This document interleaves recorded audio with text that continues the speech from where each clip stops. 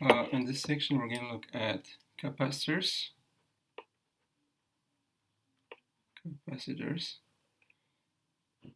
So let's define what a capacitor is.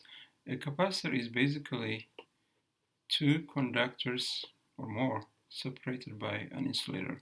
A capacitor is two or more conductors separated by an insulator. Separated by an insulator. This usually uses to store charge or electrical energy. Is used to store charge or electrical energy. To store charge or electrical energy. Now the circ symbol is two parallel lines. Circ symbol is two parallel lines like this. This is the circ symbol for a capacitor. Now let's consider a capacitor connected to a battery or a source of potential difference. This is the symbol for battery or source. Okay, suppose this is connected to a capacitor, two parallel lines capacitor, and this is a battery, a source. Okay, so what this battery is going to do is, this is the positive terminal, this is the negative terminal. Okay, so this positive charge is going to attract electrons from this conductor over here. Okay, so there's a deficiency of electrons on this plate, so this becomes positively charged, and of course this will be negatively charged. Okay, this will be negatively charged. All right, so there is a charge stored over here. Suppose the potential difference provided by this battery is delta V. Okay, and then that potential difference leads to an accumulation of charge Q in the capacitor. Okay, so experiment shows that the amount of charge accumulated in this capacitor depends on the potential difference. Actually, experiment shows that the the charge accumulated in the capacitor is proportional to the potential difference across the capacitor. Okay, and the mathematical implication of proportionality is that the ratio is a constant. Okay, so we have the ratio between the charge accumulated by the capacitor to the potential difference across the capacitor is a constant. Okay, this constant is a function of the geometry of the capacitor. It's called the capacitance of the capacitor. This constant is called the capacitance, again is C3 noted, of the capacitor. Okay, so we have charge accumulated by the capacitor divided by the potential difference across the capacitor equals the capacitance of the capacitor.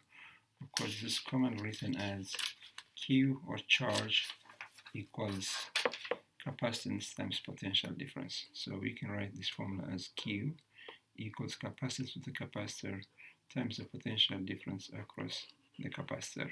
This is the defining equation for a capacitor. Okay, so in this formula, Q is charge accumulated by the capacitor, accumulated by the capacitor, delta V is the potential difference between the conductors of the capacitor. This is potential difference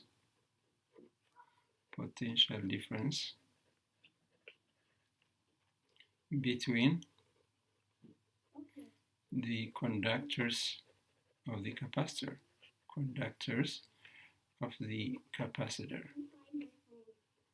and of course C is called the capacitance of the capacitor.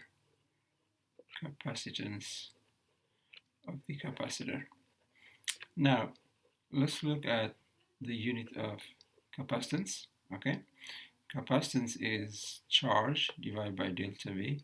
So that implies the unit of capacitance, or of C, is the unit of charge, which is Coulomb, divided by the unit of potential difference, which is volt. And this is defined to be Farad after Michael Faraday, abbreviated as F. Okay, so the unit of capacitance is the Farad. All right, let's look at an example. Let's say a capacitor,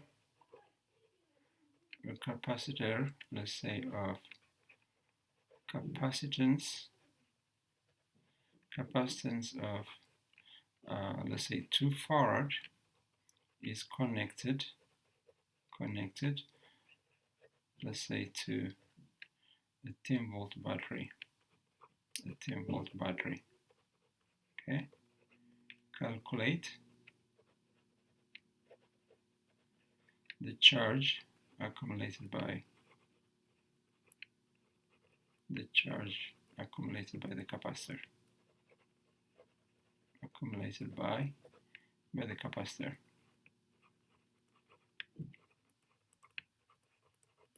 Okay, so what we have is, we know C is 2 farad, that's the capacitance of the capacitor, and we know the potential difference across the capacitor is 10 volt because it's connected to 10 volt battery, and we have to calculate the charge.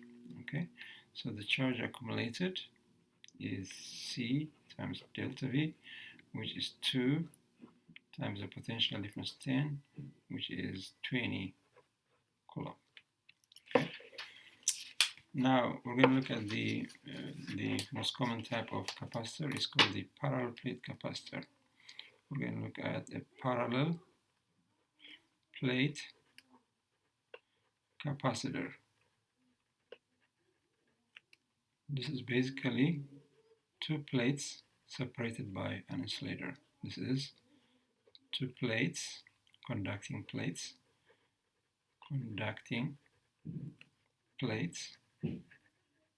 separated by an insulator,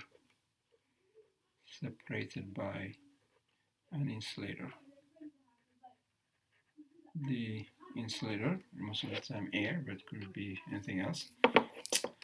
An insulator. Okay. So suppose we have these 2 plates over here, okay, separated by a certain distance. Let's say the area of the plate is A and the separation is D. Now the capacitance for parallel plate capacitor, is proportional to the area of the plates. Okay, we have the following dependencies. The capacitance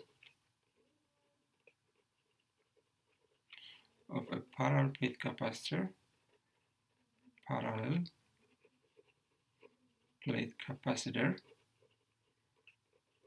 is, first of all, is proportional to the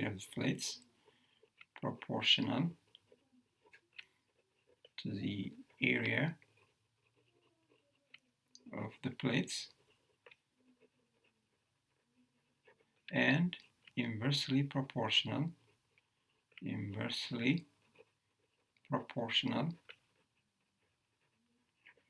to the distance separating them, separating the plates,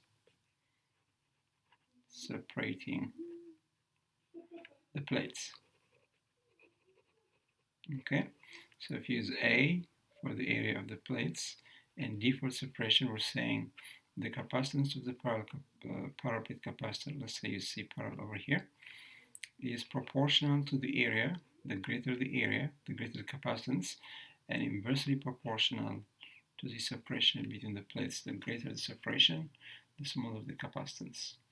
Okay, so what this means is the ratio between the capacitance and this ratio A over D is a constant. Okay, now if the insulator is air, this constant is the constant epsilon Note, this is the electrical permittivity of vacuum or air. This constant is electrical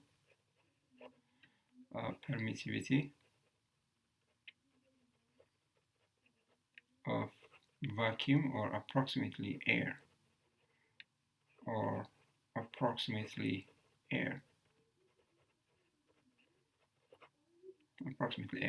Okay, and its value is related with the Coulomb's constant we have discussed before. The value of epsilon is 1 over 4 pi k. If you remember, the value for Coulomb's constant is 9 times 10 to the power of 9 Newton meter square divided by Coulomb square. So with that, this epsilon, its value is approximately 1.85 times 10 to the power of negative 12. This, of course, is the inverse of the unit of k. So you've got Coulomb square divided by n meter square. Okay, so this is the value of this constant. So with this constant, we have the following. The ratio between the capacitance and this ratio between area and separation equals epsilon. But this is customarily written as the capacitance of a parallel plate capacitor is epsilon times the area of the plate divided by the separation. Okay, so this gives you the formula for the parallel plate capacitor for two conducting plates separated by air in this case, or vacuum. Okay, so you see this value capacitance is simply a function of the geometry of the capacitor. This is the area of the plates. This is the separation between the plates. All right, so this is the expression for the parallel plate capacitor, where this constant is given by this expression, 8.85 times 10 to the power of negative 12. Okay. For example, let's say two parallel circular conducting plates, let's say of radius maybe 2 centimeters, are separated by a distance of, let's say, maybe 1 centimeter. Okay, the question is, calculate the charge accumulated when it is connected to a potential difference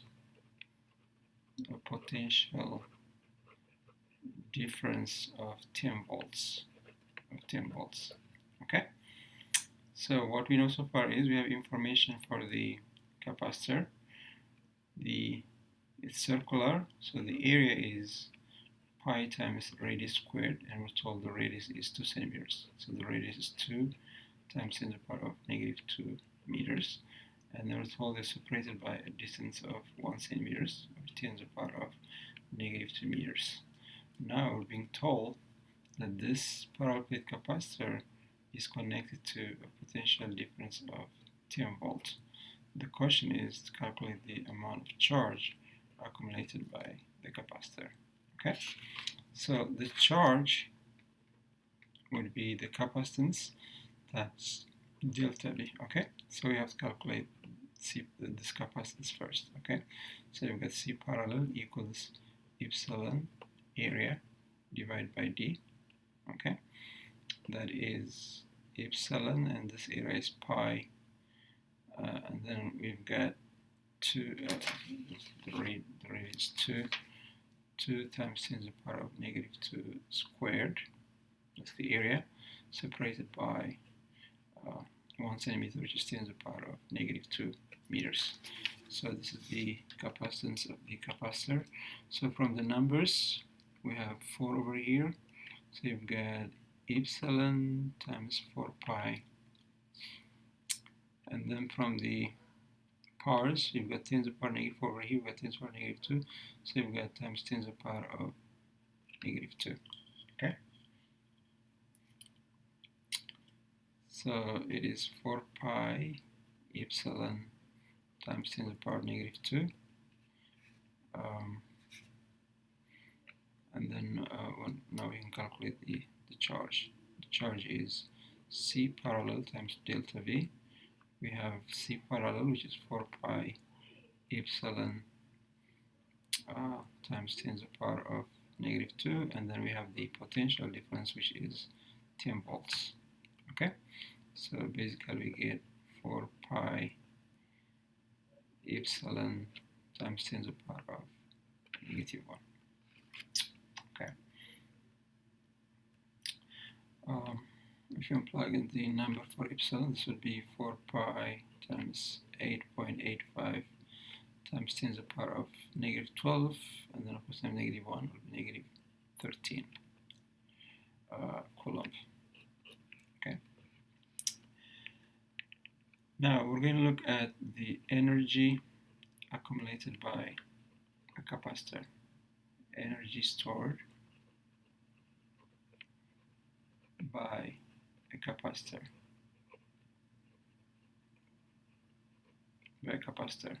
Now, of course, work has to be done to charge a capacitor. Okay, we have a capacitor over here. Let's say there's a battery over here. Okay, so this positive charge, we're going to attract electrons over here, right? So this is a positive terminal, but when you take electrons from it, there's going to be positive charge. So you're going to have to do work. These positive charges, they're going to repel any additional charge coming over here. So work has to be done to store charges on this capacitor, okay? That work that has to be done to store this charge over here is equal to the amount of charge stored in this capacitor, okay? Work has to be done to charge this capacitor, and the amount of work has to be done to store charge in this capacitor equal to the amount of energy stored by this charge by this capacitor. All right. Okay. So we know that the amount of energy, this is a formula for amount of energy, Q times delta V. Okay. Now if you transform a charge, a small charge dq from here, let's look at this graph right here. Let's say this is a voltage. This is the charge over here. Now I see when you transfer a small charge dq through a potential difference of V, okay, the potential difference will keep increasing from 0 to a certain value over here, okay, alright, and of course V equals Q over C.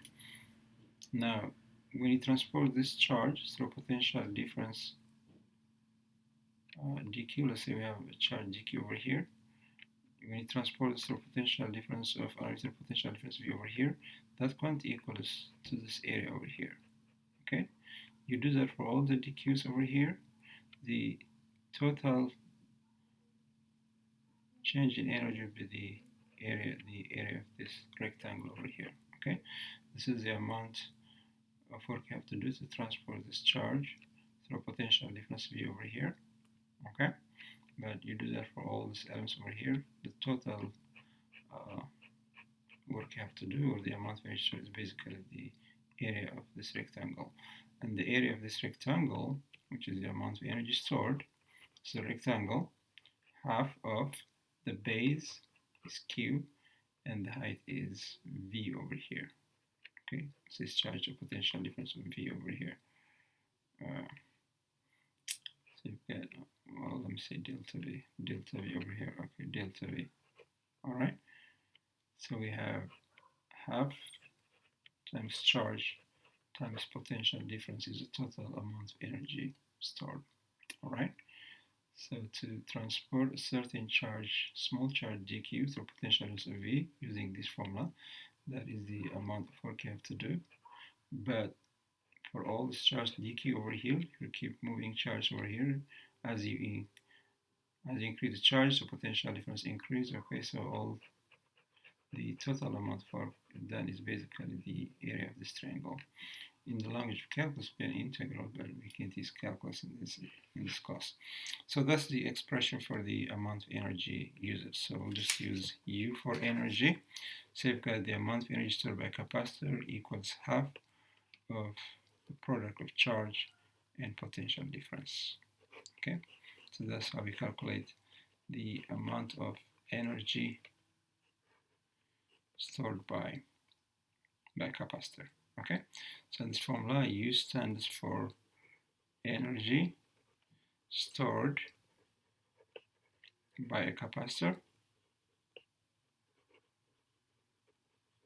This is charge accumulated by the capacitor, accumulated by the capacitor,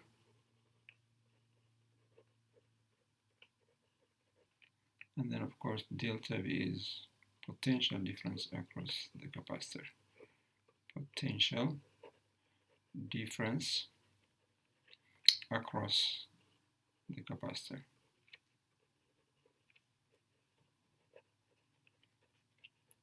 Alright, we can get alternative formulas.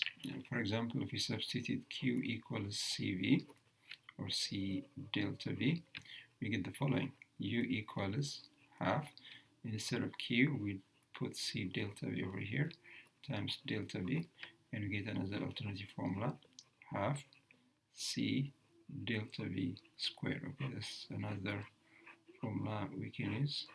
And if instead we decide to substitute for delta V by charge equals by charge divided by capacitance, we get the following formula, half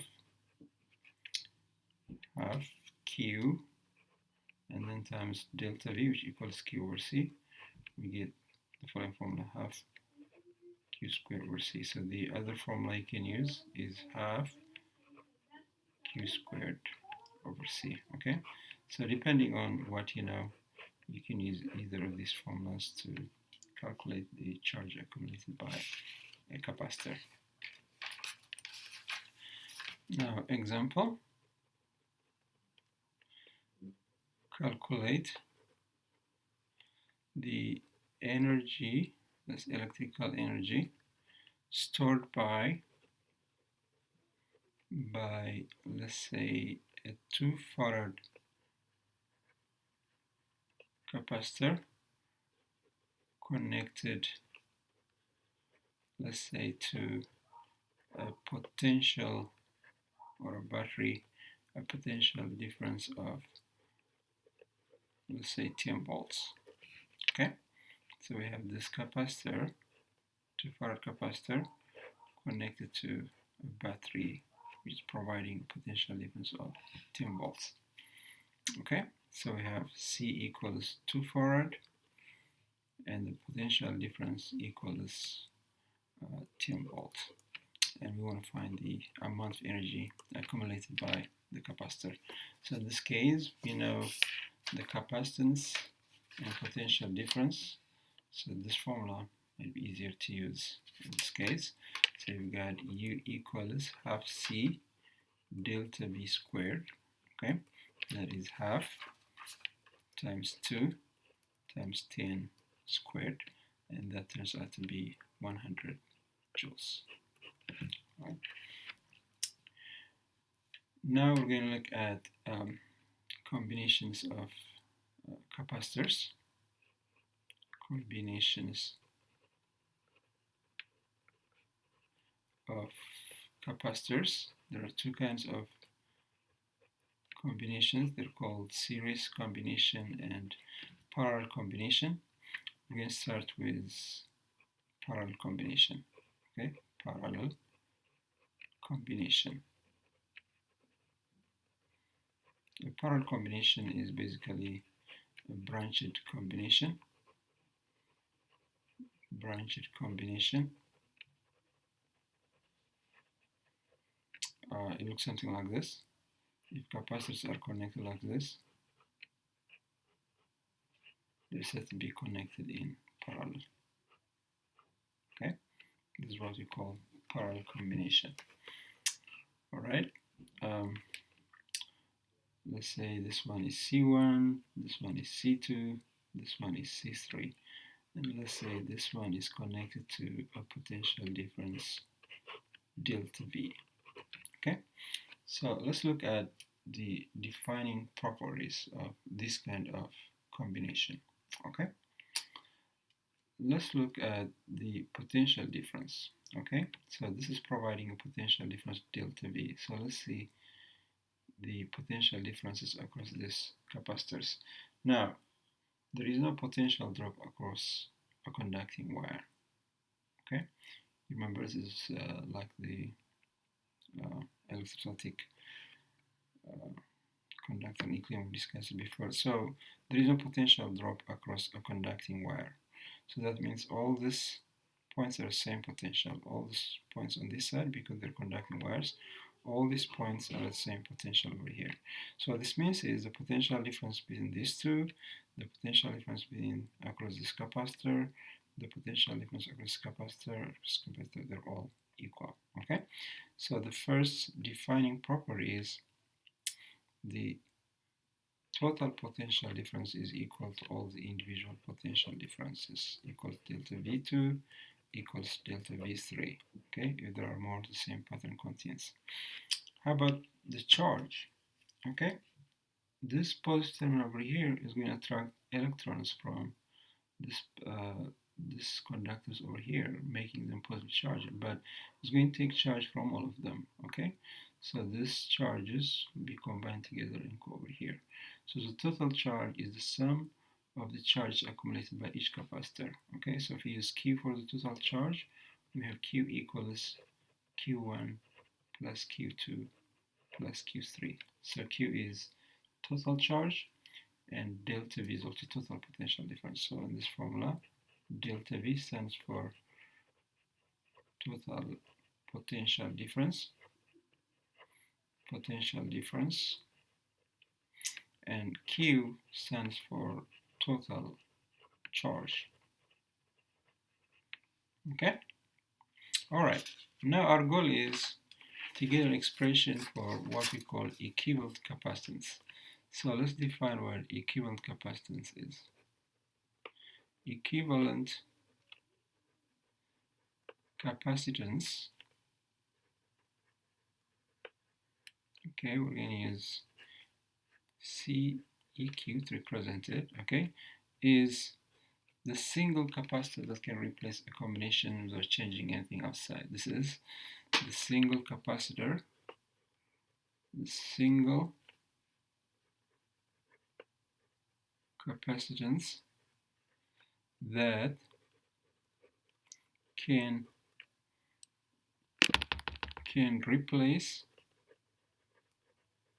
replace a combination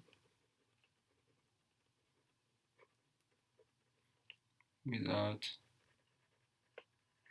changing anything outside. Okay, without changing anything. Okay, and it's defined to be as follows. It's defined to be total charge divided by total potential difference. Okay, so it's defined to be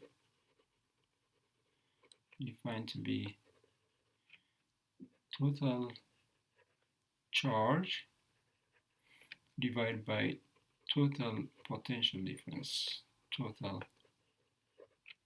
potential difference or voltage. Okay, so in symbols, this would be CEQ equals total charge divided by total potential difference. Okay, so this is the definition of the equivalent capacitance, that is a single capacitor that can replace the combination without changing anything. Okay, so our goal is to express this equivalent capacitance in terms of the capacitances C1, C2, C3, and so on. Okay, so let's start with the second equation. We have Q equals Q1 plus Q2 plus Q3. Okay, there are more, same pattern continues. Now the total charge is the equivalent capacitance times delta V, and Q1 is C1 times delta V1, capacitance times the potential difference across the capacitor, and the C2 delta V2 and the C3 delta V3. But remember, all these potential differences are equal for parallel combination, okay? So this equals C1 delta V plus C2 delta V plus C3 delta V. And then you can factor out the delta V. Okay, we have delta V equals C1 plus C2 plus C3. Okay, this delta V cancels with this delta V, and we get the following formula for the equivalent capacitance of a parallel combination. So to find the equivalent capacitance of capacitors connected in parallel, all you have to do is add the capacitances. Okay,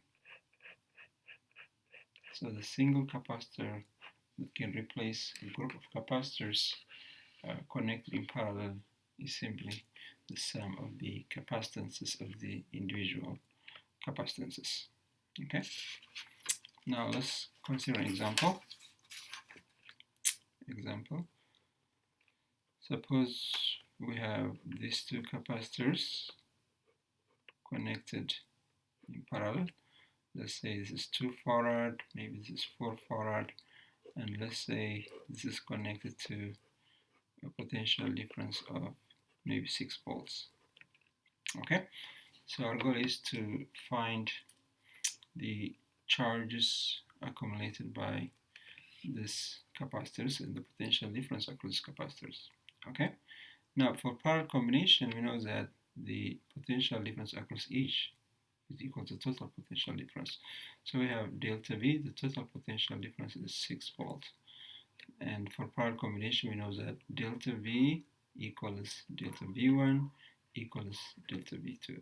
Let's say this is the 2 farad capacitor, this is the 4 farad capacitor. Okay, so we have delta V2 equals delta V4 equals 6 volts. Okay, for parallel combination, all the capacitors have the same potential difference as the total potential difference. Okay, now we can calculate the charges. Okay, if you take this capacitor, Q2 is C2 times delta V2.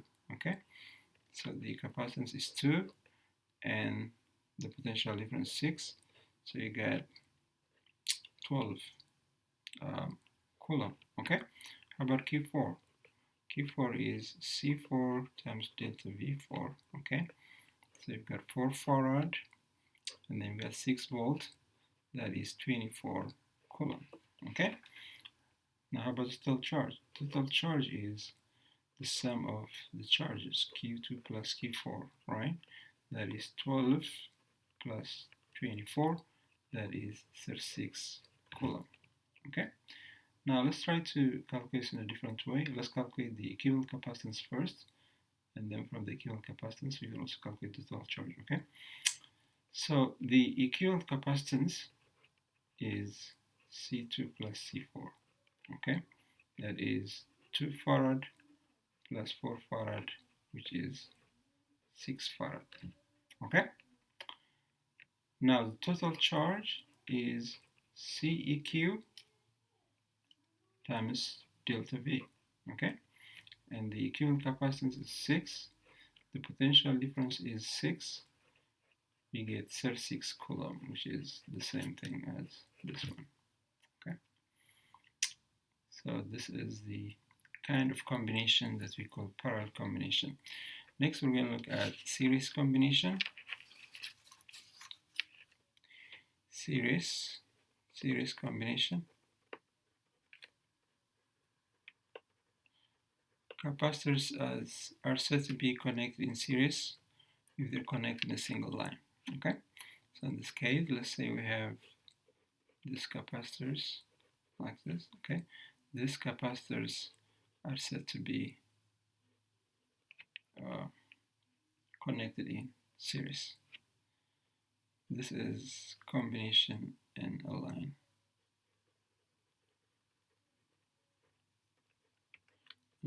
Okay, if they're connected like this, they're said to be they're said to be connected in series. All right. Now, suppose we connect this capacitors connect in series to a potential difference. Okay, and let's say this potential difference is delta V over here. Now, first let's see what's going to happen to the charges. You see, this positive terminal over here is going to take charges from here, electrons. So this positive terminal is going to make this conductor over here positive charge. Okay, and then we're going to take this electrons this side, this will be negative charge. But remember, this is, inside is an insulator, so the charges they cannot cross, they cannot go from here to here. After that, what's going to happen is this electrons, they will repel the electrons over here, so the electrons go over here, and we'll have positive charge over deficiency of charge. The same thing happened over here. Okay, this electrons, they push on the electrons over here, so you've got positive charge over here, negative charge over here. Okay, so this charge over here, they're not real charges, they're induced charges. The only real charges are this ones, the charge on this conductor over here and this conductor over here. Okay, so all these charges are going to be equal. Okay, so the total charge is not the sum of the charges, it's just that all the charges are equal. Okay, so the first defining property is the total charge equals the charge across Q1 equals the charge across Q2 equals the charge across Q3. That's the defining, one of the defining equations for this kind of combination. Okay, all the charges over here, they're just indices charges, and all the capacitors acquire the same kind of charge. So the total charge, which is in these two places, is the same as the charge between the individual charge over here. Okay, the second has to do with potential difference. Now, remember, potential difference has to do with work. Potential difference is defined in terms of changing potential energy, and changing potential energy is defined in terms of work. So let's say we take a charge from here to here, you have to do work to cross this capacitor, you have to do work to cross this capacitor, you have to do work to cross this capacitor. Okay, so the total work you have to do is the sum of the work you have to do to cross all these capacitors. So what that means is the total potential difference is the sum of the potential differences across each capacitor. So the second defining equation is the total potential difference equals the sum of the potential difference across capacitor 1, potential difference across capacitor 2, and potential difference across capacitor 3. Okay, so these are the two defining equations of this kind of combination. The charges are all equal and they're equal to total, but the total potential difference is equal to the sum of the potential differences across the capacitors. Okay, so once again, our goal is to get an expression for the equivalent capacitance, that is, the single capacitances can replace this combination without changing anything outside. Okay, so we're going to start with this equation over here. So we've got delta V equals delta V1 plus delta V2 plus delta V3. Now delta V is total charge divided by equivalent capacitance. Delta V1 is Q1 divided by C1. This is Q2 divided by C2, and this is Q3 divided by C3. But remember, all these charges are equal, they're equal to total, right? So we have the following: Q over CEQ equals Q over C1 plus Q over C2 plus Q over C3. You see, the charge cancels out, we get the following equation.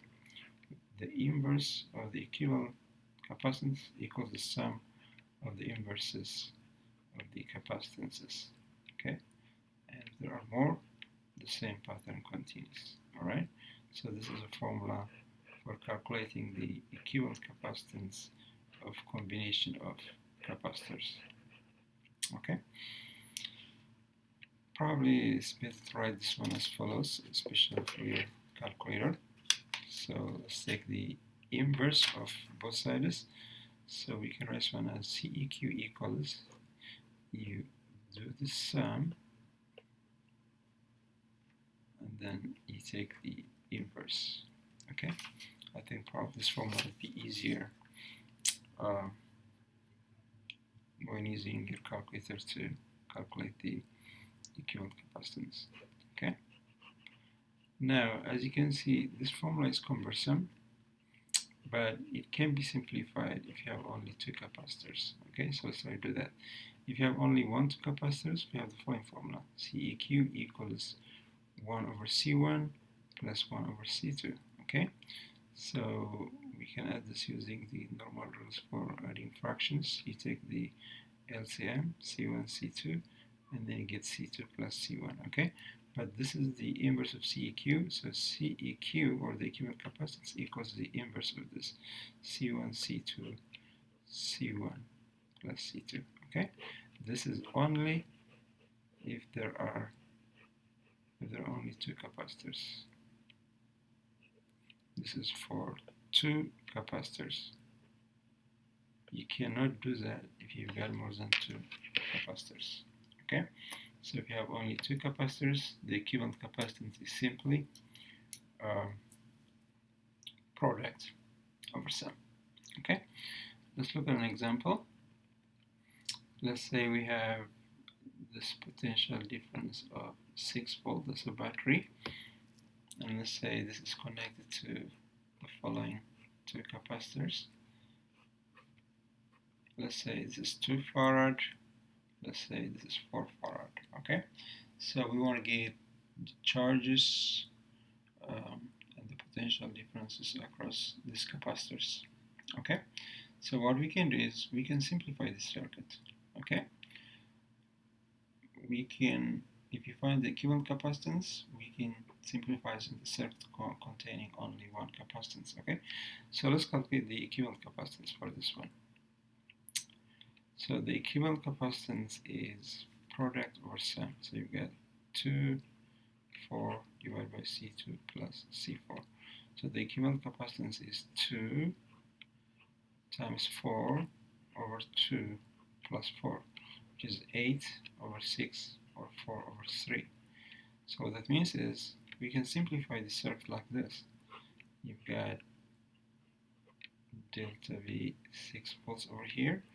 Then we can replace it with a single capacitor, which is the equivalent capacitance, which is 4 over 3 farad.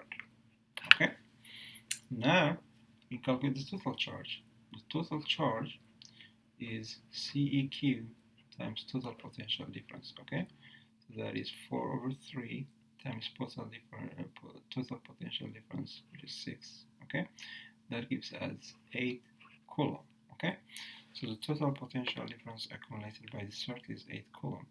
But remember, for a series combination, all the charges are equal. Q2 equals Q4 equals total charge, or 8 coulomb. Okay, so what we have is the charge stored by the 2 farad capacitor equals the charge stored by the 4 farad capacitor equals the total charge, which is 8 coulomb. Okay, so we have all the charges. Now let's do the potential difference. Delta V2 equals Q2 divided by C2. All the charges are equal. You've got 8 divided by 2, that is 4 volts. Delta V4 is Q4 divided by C4. Okay, and that's 8 divided by 4, which is 2 volts. Okay, let's test this formula now. Total potential difference, which we know is 6, equals delta V2 plus delta V4, which is 4 plus 2, that's 6 volts, so it checks out. Okay, all right. And sometimes you can have circuits that have both parallel and series combinations. Okay, so let's look at that one. And that's parallel series combinations. Parallel series combination.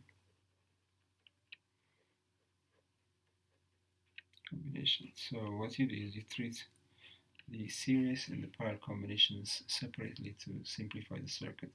So let me just consider an example. Suppose we have this kind of combination. Let's say I have this capacitor over here. Maybe we have this combination like this over here.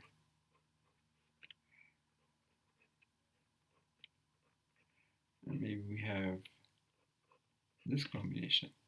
Let's say each capacitor is 2 farad capacitor. Each capacitor is a 2 farad capacitor. Okay, so every capacitor has capacitance of 2 farads. Okay, so the goal is to calculate the equivalent capacitance of the circuit. Equivalent capacitance of the combination. Okay, so what we're going to do is we'll just keep simplifying it. All right, so this one is parallel, right? So it's simply 2 plus 2. Okay, so this one can be replaced by a 4 farad capacitor. All right, this one is product, they're in series, so it is product over sum. 2 by 2 divided by 2 plus 2, which is 1. Okay, so I can simplify this in the following. I have 2 farad outside, but this one, when I combine these two, they're in parallel. I just simply add them. I can replace it by a single 4 farad capacitor. Okay, and this are in series, is product or sum. So when I do 2 times 2 divided by 2 plus 2, I just get 1. So I've got this one over here. Okay, and then we have this one outside, which is 2 farad. Okay, now I see that these two are in parallel, right? So I combine them together, and for parallel combination, all you do is add them. So I can replace this by 5 farad, the sum of these two. Okay, if I take this one, I've got 1 plus 4, that's 5 farad. Okay, so I can simplify this to the following. I've got this, which is 2 farad, the outside, and then the parallel combination can be replaced by 5 farad capacitor, and then you've got another 2 farad capacitor. Okay, now we have 3 capacitors connected in series. So the equivalent capacitance is 1 over Ceq equals 1 over 2 plus 1 over 5 plus 1 over 2. Okay, so 1/2 plus 1/2 is 1, and then, or let's say 5 over 5, and then you've got 1 over 5, so you get 6 over 5. But remember, this is the inverse, so the equivalent capacitance is going to be the inverse of that, 5 over 6 farad. Alright, now let's consider an example of a circuit containing parallel series combinations. Let's say we have this one. Maybe let's say we have this potential or battery providing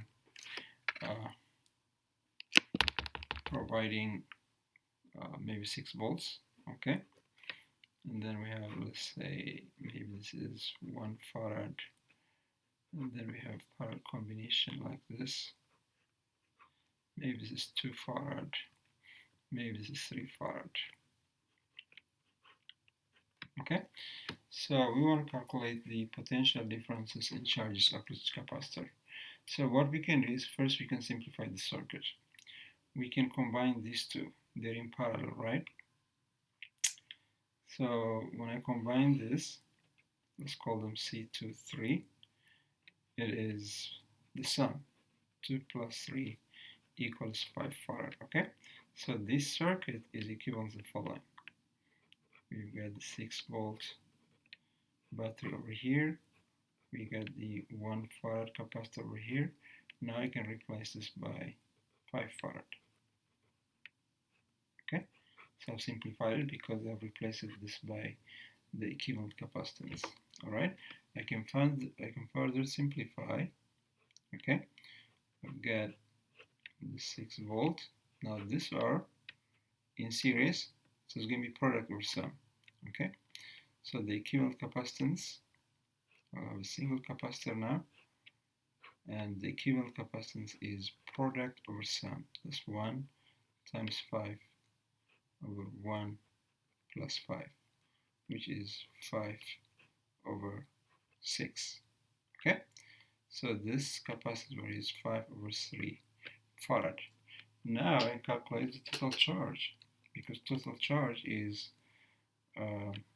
equivalent capacitance times potential difference. Okay, so I have total charge equals CEQ times total potential difference. So total potential difference is the potential difference of the battery, the 6 volts, and CEQ is 5/6 farad. Okay, we just calculate over here. It's product percent.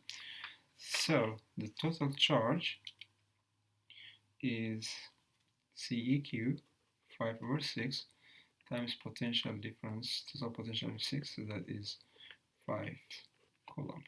Okay, now look, this is a series combination of these two. This is C1, this is a parallel combination of 2 and F. This is C2F, C23, and the C1. Okay, but in the series, they're going to have the same charge as this one. So we can say since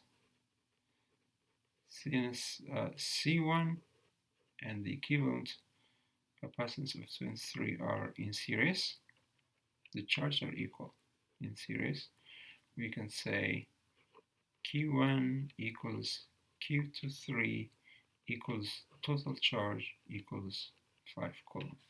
Okay, now for this capacitor over here, we know both the charge and the capacitance, so we can calculate the potential difference. Okay, so we have delta V1 equals Q1 over C1, which is 5 divided by 1, which is 5 volts.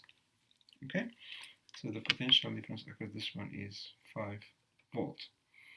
Now let's calculate the potential difference across this combination of the 2 and 3 farad. Okay, so delta V23 equals Q23 divided by C23. Okay, so the charge is 5 and C23 is, we have over here, that's 5. All right, so this is 1 volt. Right, this is the potential difference across this capacitor. But remember, this over here is the power combination of these two, and for power combination all the potential difference are equal. So we can say that since C2 and C3 are in parallel, we can equate all the potential differences. We have delta V2 equals delta V3 equals delta V23, which is 1 volts. Okay, now we can calculate the charges. Q2 is C2 times delta V2, that is 2 farad times 1, that is 2 coulomb, and then Q3 is C3 times delta V3, that is 3 times 1, that is 3 coulomb. Okay, that's the problem is complete. We have everything we need.